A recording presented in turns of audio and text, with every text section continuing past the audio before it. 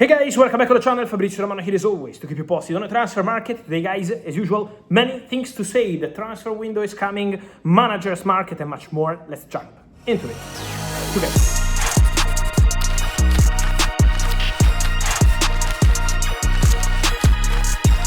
And here we are guys, every day to keep you updated. There is always many things happening. Today in Italy, big revolution at AC Milan with the official announcement it's over for the manager Massimiliano Allegri, fired with immediate effect by AC Milan. Also in terms of managers, Sergio Conceição is leaving Al Ittihad on mutual agreement. And so Conceição out of Al Ittihad, Allegri out of AC Milan. Don't forget there are some names still available on the market of managers like Andoni Iraola, like Xabi, like Filipe.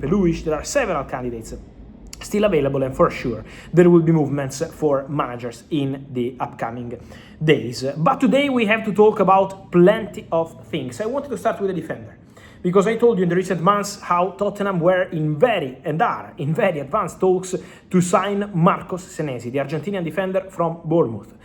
Senesi is leaving Bournemouth on a free, that's not a secret, I told you in November, and now is already official and confirmed, so Senesi is leaving. Senesi had possibilities in Italy, from Juventus and not only. Senesi had several clubs approaching him, but Tottenham remain the clear favourites to sign Marcos Senesi. When Roberto De Zerbi, after saving Tottenham, after doing an excellent job, arrives speaking to the press after the game and says, now we can't wait. Now we can't go on holiday. Let's start the market immediately. The message of De Zerbi is let's close the deal for Senesi, for example. Obviously, it's not only about Senesi, but let's close the Senesi deal as soon as possible, formally, to avoid other clubs jumping into the deal and try to hijack the move.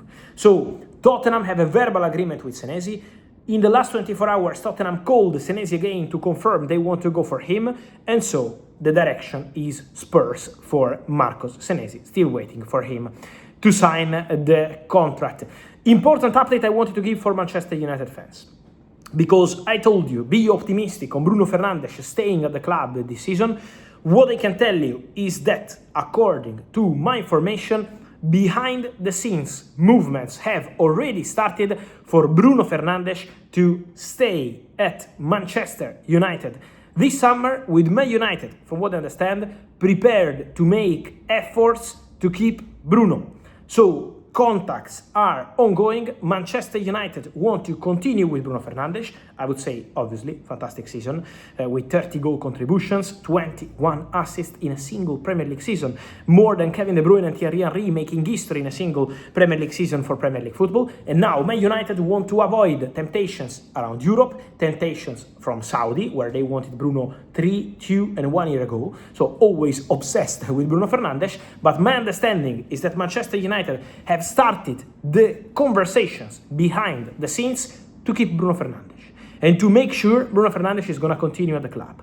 It's the desire of the ownership, it's the desire of the management, it's the desire of the coach, it's the desire of the technical staff, it's the desire of the teammates. They are all very happy with Bruno as one of the leaders of this dressing room, and so for sure Man United going strong, making efforts to keep Bruno Fernandes, and so work in progress on this one.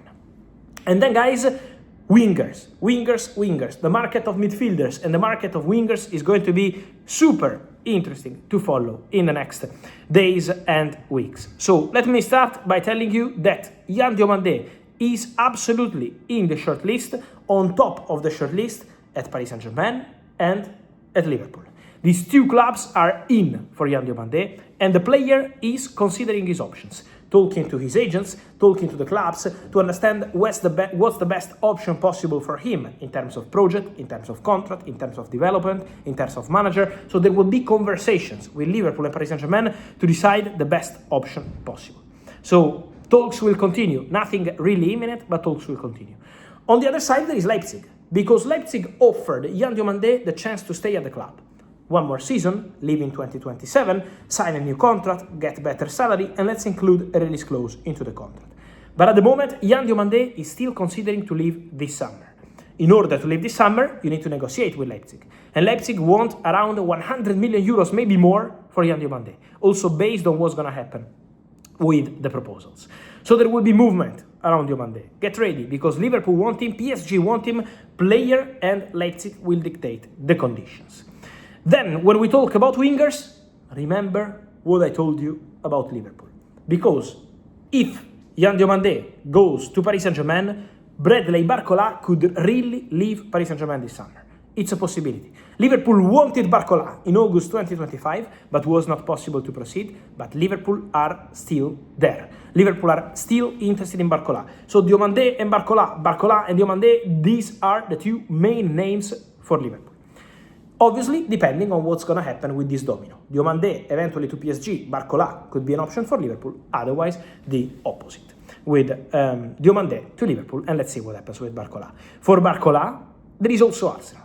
Also Arsenal like the player, also Arsenal appreciate Barcola, and I expect movements around these two players. For sure, Barcola and Yan Diomandé.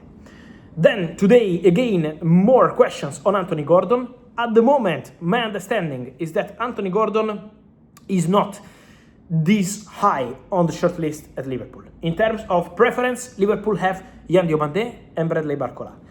Gordon at the moment is not at this level in the preferences at Liverpool. Then, Gordon is an option for three clubs, for sure. One is Barcelona, because they like him, but he's very expensive. The other one is Bayern, because they already made contact with Newcastle, but also in this case, they believe he's very expensive, so Bayern have alternatives. And Anthony Gordon has always been appreciated also by people at Arsenal. So there will be movement around Gordon. There will be clubs maybe entering the race. I confirm my expectation. I see Anthony Gordon leaving Newcastle this summer. I see Anthony Gordon getting a new opportunity. From what I heard, contacts have already started behind the scenes. So Anthony Gordon is absolutely expected to go, absolutely expected to leave. I can also tell you that Newcastle are already almost prepared about that. They expect Anthony Gordon to go and to get a new opportunity. So it's going to be about the negotiation. Again, Barcelona like the player, but they are not going to spend completely crazy money. Then Bayern like the player, but they already have the front three: Luis Diaz, Olise, Kane. So or they get a good opportunity, or Bayern are not going to overspend. They like Anthony Gordon. They had meeting with the agent of Anthony Gordon, but at the moment still not imminent. For Arsenal, we have to understand after the Champions League final, the strategy up front. So which player they want to get, whether it's going to be more kind of a winger, a striker, also depending on the exits. We have to see at Arsenal also what happens with the exits. But this week, for Arsenal and for PSG, obviously, the full focus is on Budapest, Champions League final, on Saturday. And so guys, then your thoughts on all these stories from Bruno Fernandes to Yan Diomandé, Anthony Gordon, Bradley Barcola, Marco Senesi, many movements. Your opinion, guys. Here in comments, like this video, turn on the notification bell, subscribe to the channel, and see you soon here every single day with Fabrizio. Thank you.